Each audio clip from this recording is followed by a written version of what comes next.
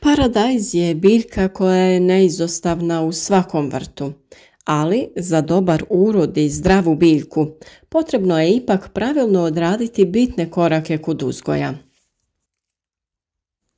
Kada smo se potrudili da uzgojimo zdrave presadnice, sasvim je logično da se pravilno presade u zemlju i njeguju, te sa nestrpljenjem čeka obilje plodova koje ova biljka može da iznese.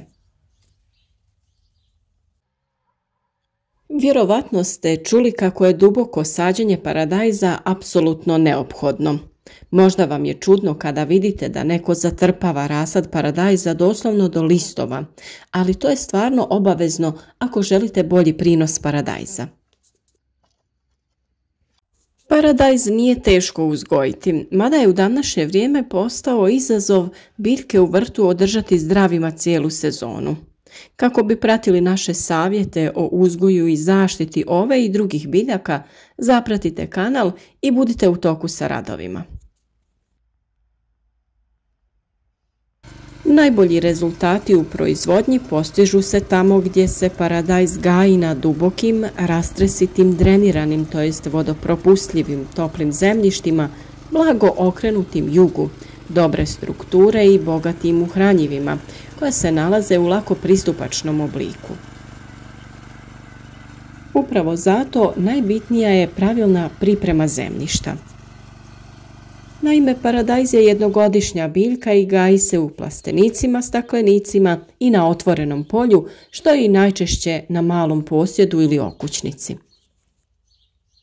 Dijeli se na rane, srednje rane i kasne sorte, te na niske, srednje visoke i visoke. On ima dobro razvijen vretenast korijen sa puno bočnih žila, a glavni korijen prodire u dubinu do 1,5 metar. Ipak, najveća masa korijenovog sistema razvija se do dubine od 40 do 50 cm, što zavisi od kvaliteta zemljišta i njegove pripreme. Biljka stvara i adventivno korijenje koje ga dodatno hrani, obezbjeđuje vodom i pričvršćuje za zemljište. Stablo je zeljasto razgranato, a njegova visina se kreće od pola do čak 3 metra, što zavisi od selekcije i načina uzgoja.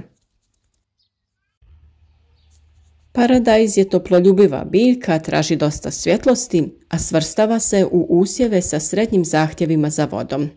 Kritično razdoblje za vlagu je vrijeme cvjetanja i zametanja plodova, što traje 1 do 2 mjeseca.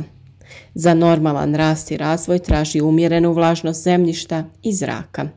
U plodoredu paradajz za prethodnu kulturu zahtjeva salatu, špinat, mladi luk, rotkvicu i sl., a nikada ga ne treba uzgajati iza biljaka poput paprike, patliđana ili krompira. Kao što u novim kadrovima vidite, u ovom videu donosimo vam način na koji možete da posadite paradajz koji će biti otporan na bolesti, a koji će opet ostvariti najbolji prinos. Mnogima ovo vjerovatno izgleda jako čudno, ali postoji dobar razlog za ovakav način sadnje biljaka paradajza. Paradajz mora da se sadi duboko, jer kada je riječ o njemu, sve je u korijenu. Naime, biljka paradajza pušta korijenje gdje god mu je stabljika zakopana. Čim stabljika paradajza dodirne zemlju, ona će pustiti bijelo sitno korijenje.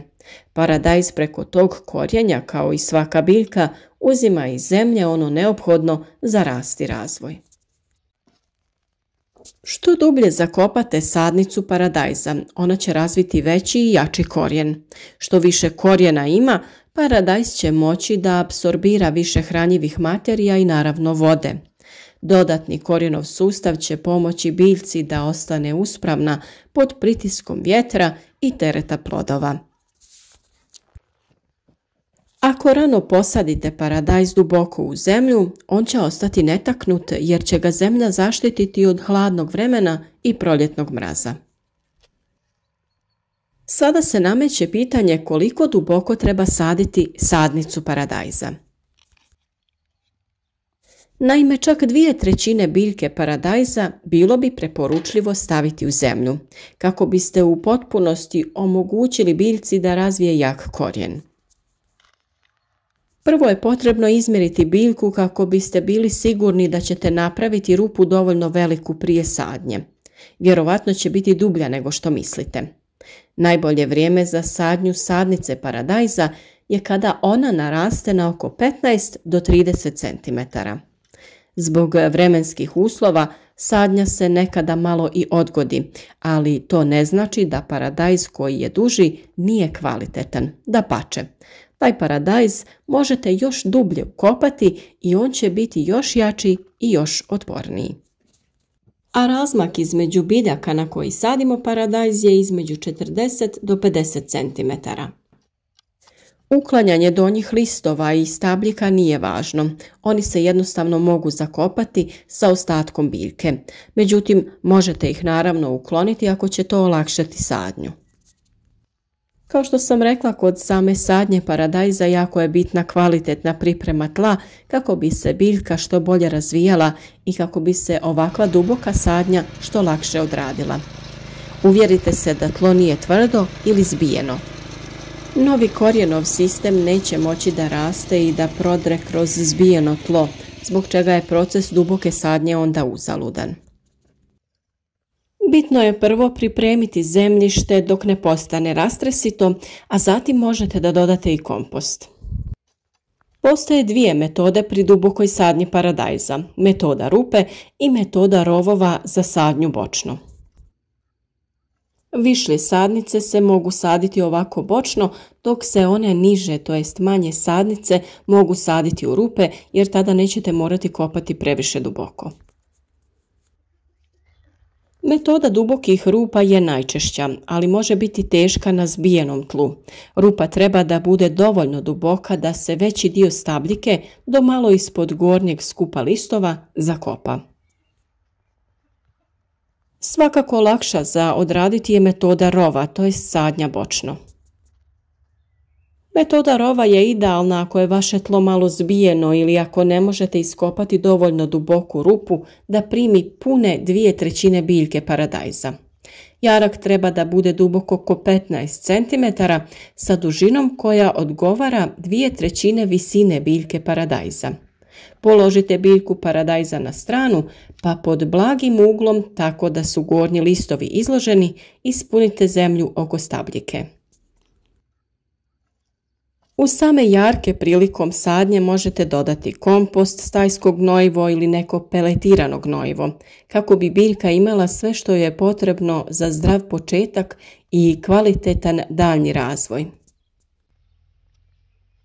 Preko sloja hranjiva potrebno je nagrnuti malo zemlje, a mi smo također dodali tanak sloj pepela nastalog sagorjevanjem drveta kako bi biljka u startu imala prirodna hranjiva koja su joj potrebna. O primjeni pepela u vrtu smo već dosta govorili, tako da sve o tome možete saznati na našem kanalu.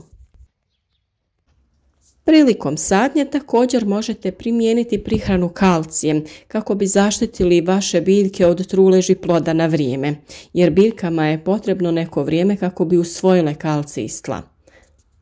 O toj temi također imate poseban video na našem kanalu. Nakon sadnje na vama je da vaše biljke dobro zalijete. Dobro zalijevanje potiče korijenje da raste i širi se prema dole. Upravo to i želite, da iskoristite prednosti dubokog sađenja paradajza. Pobrinite se da dobro zalijevate tokom vegetacije kako biste održali snažan i zdrav korijenov sistem. Nakon sadnje možete u vodu za zalijevanje dodati kristalonsku prihranu namijenjenu za ukorjenjavanje, NPK hranjivo omjera 10-20-10 ili slično. Bitno je da udio fosfora označenog sa znakom P bude veći od udjela dušika i kalija, jer je fosfor neophodan za dobar razvoj korijena. Također ukorjenjavanje možete potaknuti i sa nekim prirodnim biostimulatorima poput čaja od vrbe, otopine od kvasca i sl. O tome smo mnogo pričali u drugim videima, pa recepte za te prirodne stimulatore razvoja korijena potražite na našem kanalu.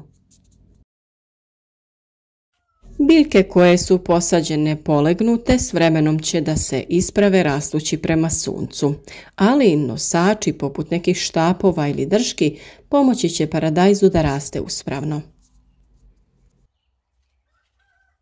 Kada koristite metodu sadnje u rovovima ili sačekajte da biljka poraste uspravno prije nego što postavite nosače, ili postavite štap pored horizontalne stabljike i sačekajte da se ispravi prije nego što ju zavežete. Ukoliko se pravilno posade, biljke će u roku od 24 sata već imati uspravan položaj. Postoje razne metode vezanja paradajza. Naravno da ćemo o toj temi posebno pričati u nekom od narednih videa u kojem ćemo vam pokazati sve metode vezanja i pričvršćivanja paradajza. Kada ste već prošli sve korake do sada od sijanja, pikiranja, to jest uzgoja zdravih presadnica, jedino što vam preostaje jeste da kvalitetno posadite vaše biljke. Ovo je stvarno najbolji način kako bi imali jake, zdrave i plodonosne biljke. A o zaštiti i daljnjim koracima pri uzgoju paradajza pričati ćemo još puno. Vi zapratite naš kanal ukoliko već niste, te pratite savjete o uzgoju ovog i drugog povrća, naravno i voća.